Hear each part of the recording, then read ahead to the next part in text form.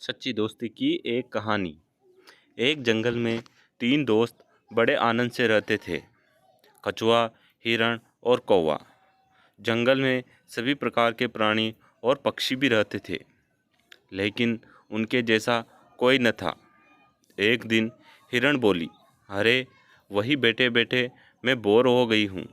चलिए कोई ऐसा खेल खेलते हैं जिसमें सभी को मज़ा आ जाए। कछुआ और कौवा बोला, हाँ दोस्तों, वही बैठे बैठे का खेल खेल कर बोर हो चुके हैं। अब कुछ नया खेल खेलेंगे। कौवे को हिरण बोली, ठीक है, तो तुम एक बड़े से पेड़ पर बैठकर आंखें बंद करके 10 तक गिनती करो और हम दोनों छुपेंगे। उसके बाद तुम हमें ढूंढना। ढूंढने पर जो भी पहला मित्र दिखेगा वो तुम्हारी जगह पर 10 तक गिनती करेगा और तुम छुप जाना। कौवा गिनती करने लगा, हिरण और कछुआ छुपने लगे। इसी तरह खेल चलता रहा। जब खेल खेलकर तीनों मित्र थक गए, तब एक जगह बैठकर बातें करने लगे। उतने में एक शिकारी वहाँ से गुजर रहा था। तभी उसकी नज़र हिरण, कौवा और कछुए पर पड़ी। शिकारी ने जैसे ही तीनों मित्रों को देखा, उन्हें पकड़ने के लिए दौड़ा। खतरे का आभास होते ही हिरण और कौवा रफू चक्कर हो गए, यानी कि वहाँ से भाग गए।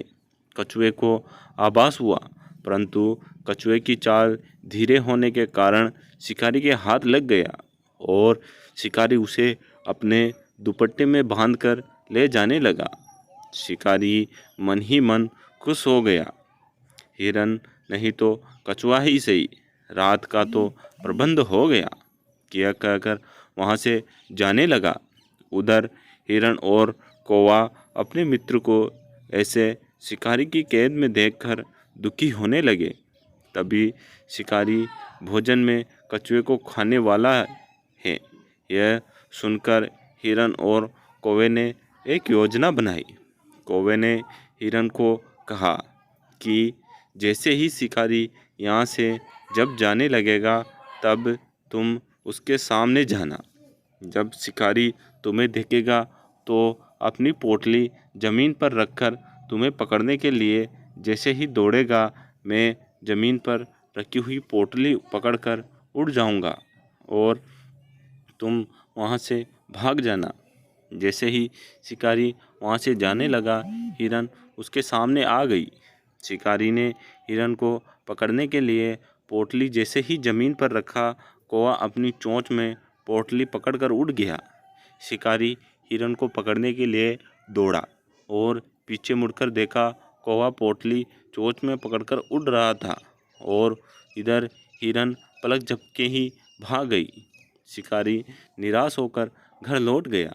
कौवे ने पोटली को महफूज जगह पर रखा और कछुए को शिकारी के चंगुल से आज़ाद कराया और तीनों मित्र से आनंद से रहने लगे। इससे यह सीख मिलती है कि असली दोस्ताना वही जो समय पर काम आए। धन्यवाद।